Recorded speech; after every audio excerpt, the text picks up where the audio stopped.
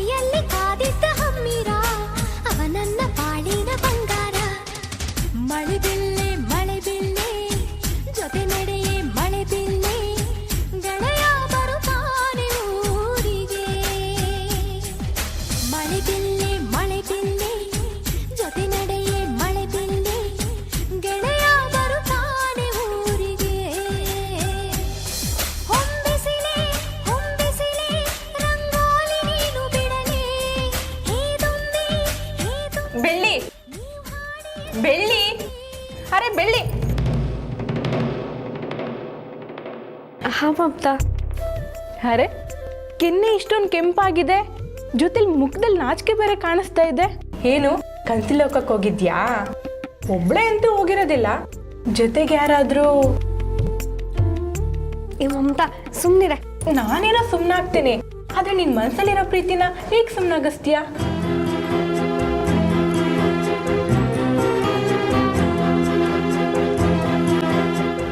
ನೀನು ಮುತ್ತು ಮಾವನ ಎಷ್ಟು ಪ್ರೀತಿಸ್ತೀಯಾ ಅಂತ ಕ್ಲೀನಾಗಿ ಅರ್ಥ ಮಾಡಿಸಿದ್ರೆ ಮಾಯ ಅಂತ 10 ಜನ ಬಂದರೂ ಏನು ಮಾಡೋಕ್ಕಾಗಲ್ಲ, ತಿಳಿತಾ? ನಿನ್ಗೆ ಈ ಟೈಮಲ್ಲಿ ಏನು ಹೇಳಿದ್ರು ನಿನ್ನ ತಲೆಗೆ ಹೋಗಲ್ಲ ಬಿಡು. ಬೆಳ್ಳಿ, ಇನ್ಮೇಲಿಂದ ನಿನ್ಗೇನೇ ಆಸೆ ಇತ್ತು ಅಂದರೂ ರಾಜ ಸರ್ಗೆ ಹೇಳು, ಅವರು ಏನಾದ್ರು ಮ್ಯಾಜಿಕ್ ಮಾಡಿ ನಿನ್ನ ಆಸೆ ಎಲ್ಲ ನೆರವೇರಿಸ್ತಾರೆ.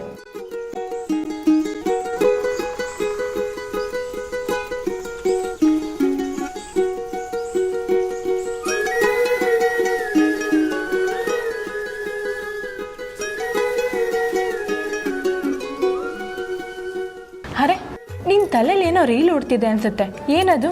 ಇದನ್ನೆಲ್ಲ ರಾಜ ಸರ್ ಹತ್ರ ಹೇಗೆ ಹೇಳೋದು? ಅಂಥದ್ದೇನದು? ನಾನು ಚಿಕ್ಕವಳಿದ್ದಾಗ ಮುತ್ತು ಮಾವ ತಮ್ಮ ಕೈಯಾರೆ ನನಗೆ ಕೈ ತುತ್ತು ತಿನ್ನಿಸ್ತಿದ್ರು.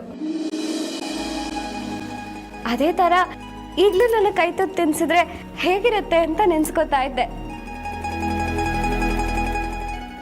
ಆದರೆ ಈಗ ಮುಖಕ್ಕೆ ಮುಖ ಕೊಟ್ಟು ಸರಿಯಾಗಿ ಮಾತೇ ಆಡಲ್ಲ ಮುತ್ತು ಮಾವ.